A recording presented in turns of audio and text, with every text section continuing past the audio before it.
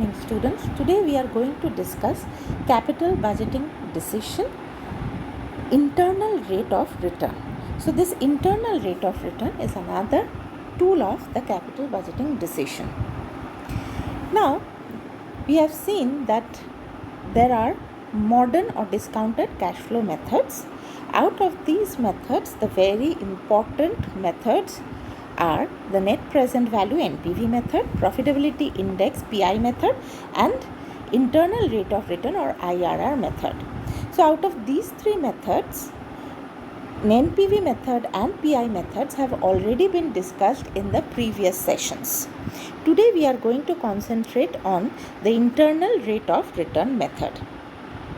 Now the internal rate of return is the discount rate that results in NPV is equal to 0 for the project. Now what does that mean?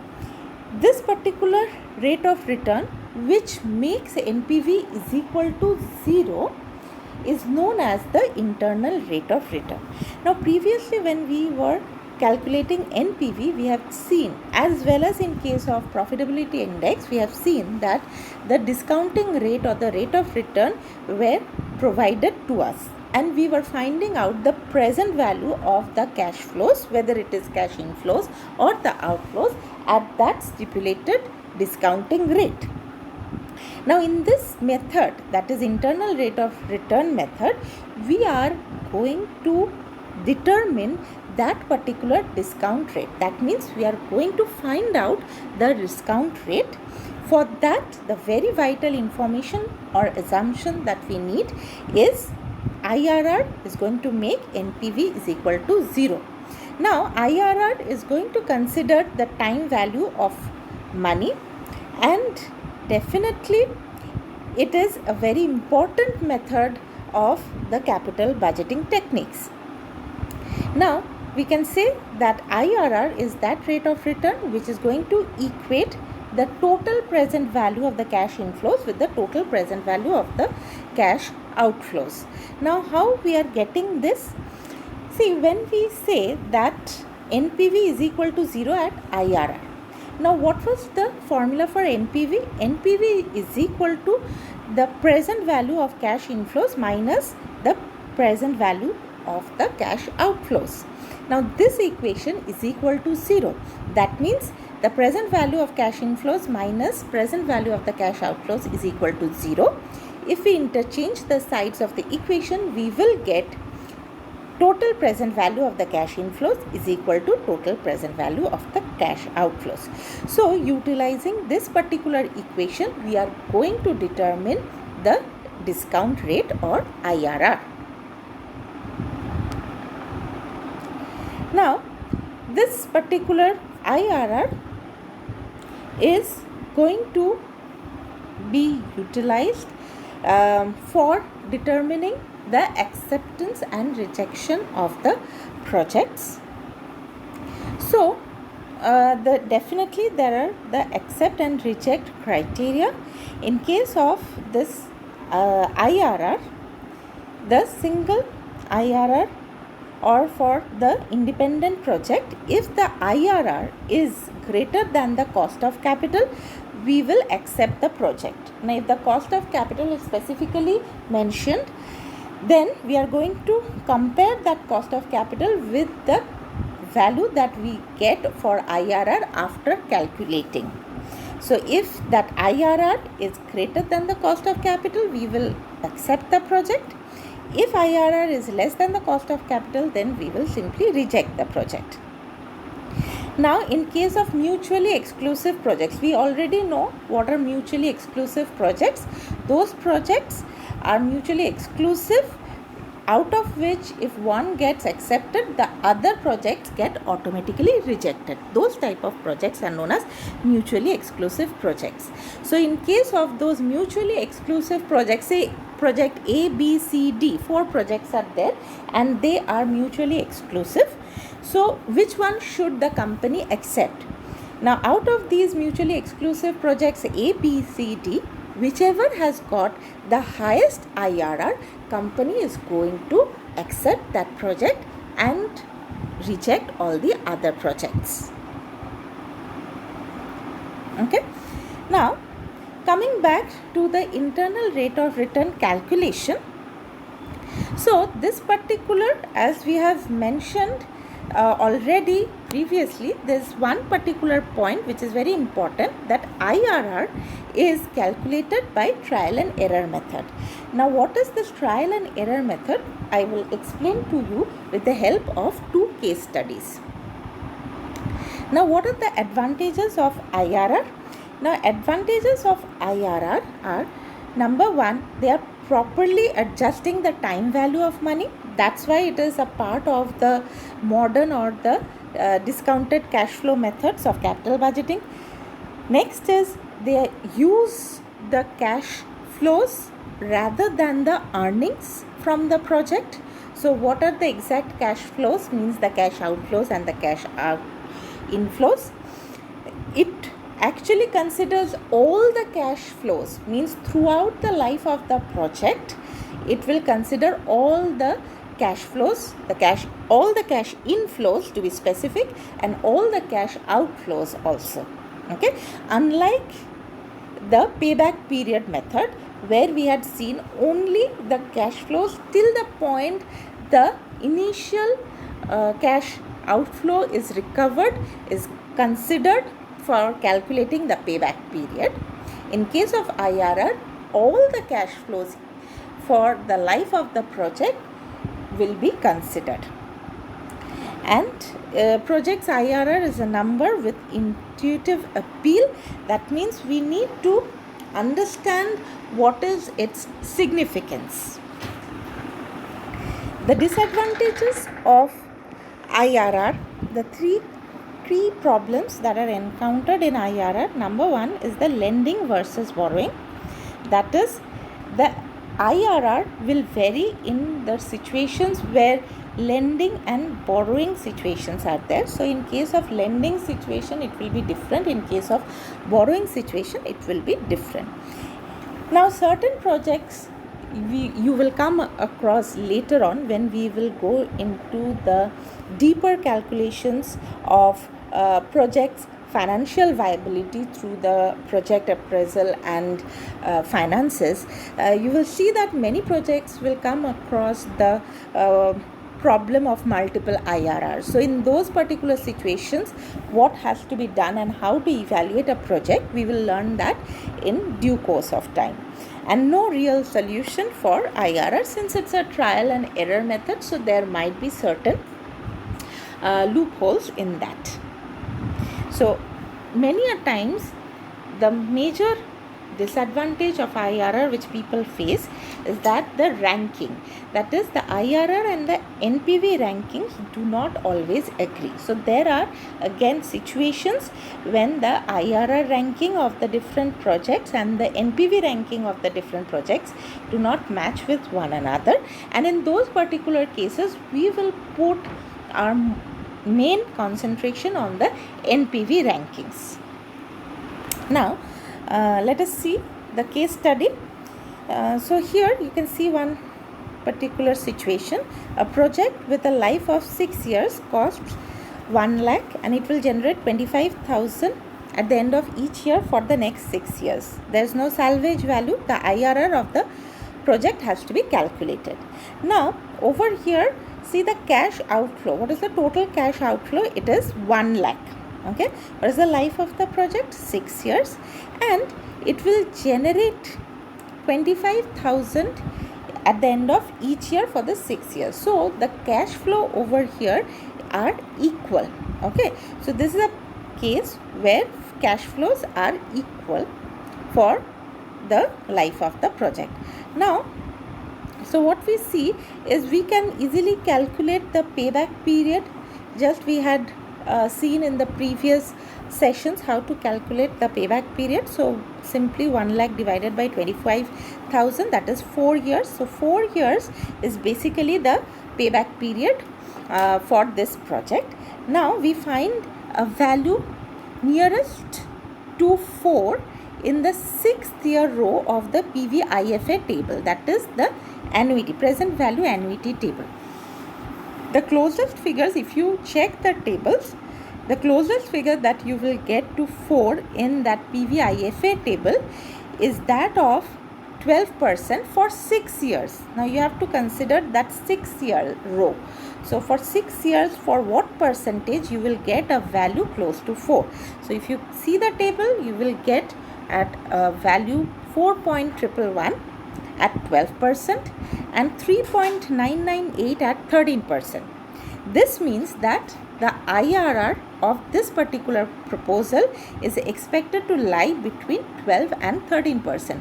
So this is a particular trial and error method, to be specific, and certain times we also work out with more than 2 discounting rates. So we do the trial and error method and we interpolate between this 12% and 13%, what would be the exact point at which IRR is located.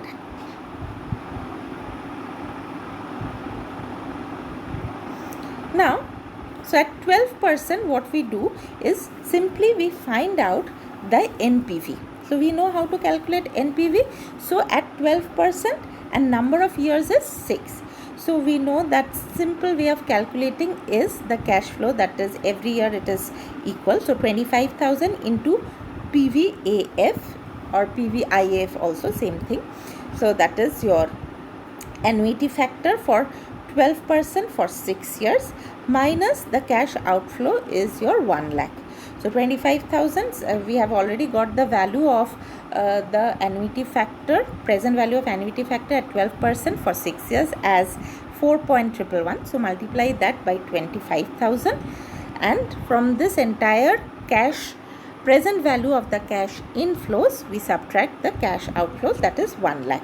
So we get NPV is equal to 2,775. Similarly at 13% we calculate NPV by taking the present value annuity factor for 13% for 6 years. From the table we get the value 3.998.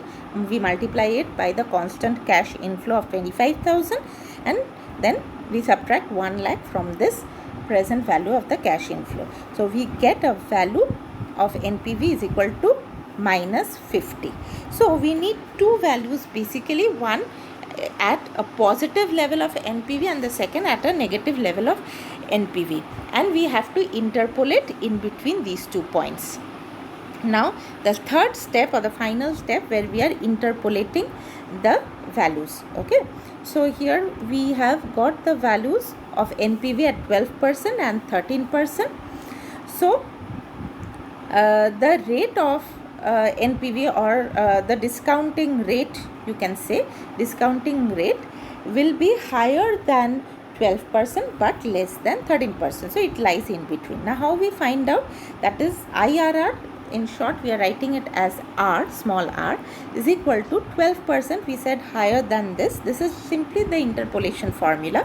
So 12% plus whatever NPV we have got at 12%, that is 2,775 divided by 2,775 minus 50. So that is equal to plus 50.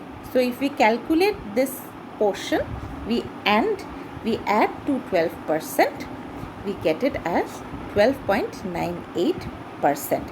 So the IRR of the project is 12.98%. So that is how we are going to interpolate between the 2 points and get the value of IRR. Now this was a particular case for cash flows which are equal for the life of the project. Now we will discuss one more case where the cash flow is not equal throughout the life of the project. That is case study 2.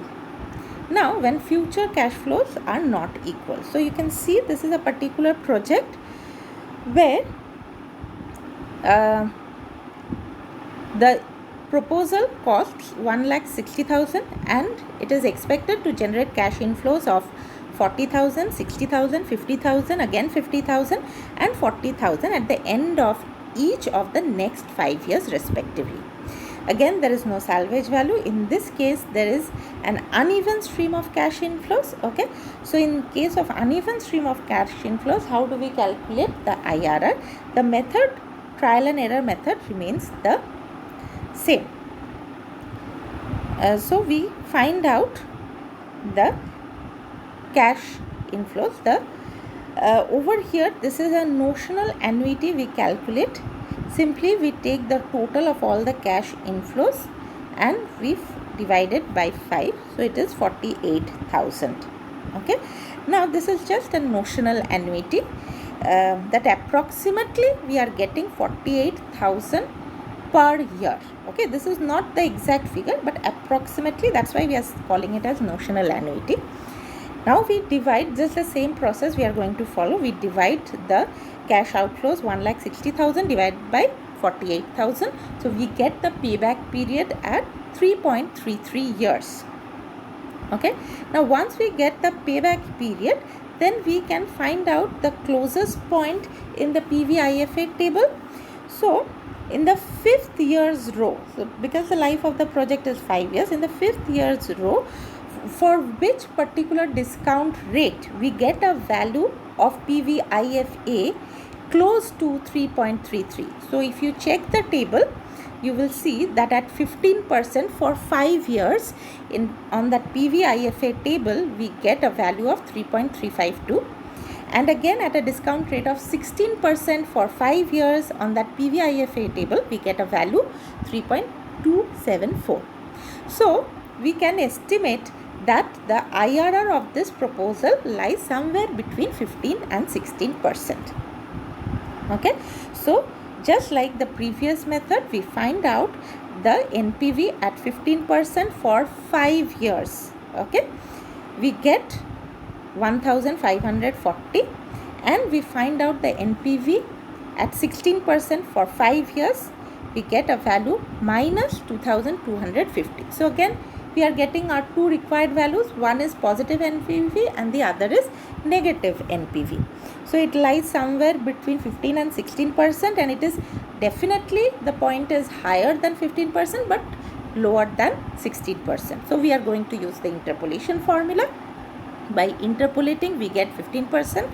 R is equal to, that is IRR is equal to 15% plus the NPV at 15%, that is 1540, divided by the NPV at 15%, 1540, minus the NPV at 16%, that is minus 2250, which is equal to plus 2250. Minus minus becomes plus. So if we calculate this and add this to 15%, we get overall 15.4%. So 15.4% is the required IRR of the project. Now if it is a single project, then whether to accept this project or not, it will depend on the value of the cost of capital. Now if the given cost of capital is say 16%, and in this particular situation, case study 2, we get value of IRR that is 15.4%. okay, so what will happen? It will be rejected because it is giving us lower IRR. Okay, so the discount rate should be higher. So in that particular case, if it is say 14% and you get a IRR over here 15.4%, definitely it will be accepted. And in case of the mutually exclusive projects, if we see that there are a number of projects having different IRRs, whichever has got the highest IRR, that particular project will be accepted and all the other projects will be rejected. So that's an overview of the internal rate of return or the IRR method. Please go through the case studies and try to calculate yourself how we are evaluating the IRR through the trial and error method. Okay, so that brings us to the end of the unit for capital budgeting. Next unit we will continue with a different topic.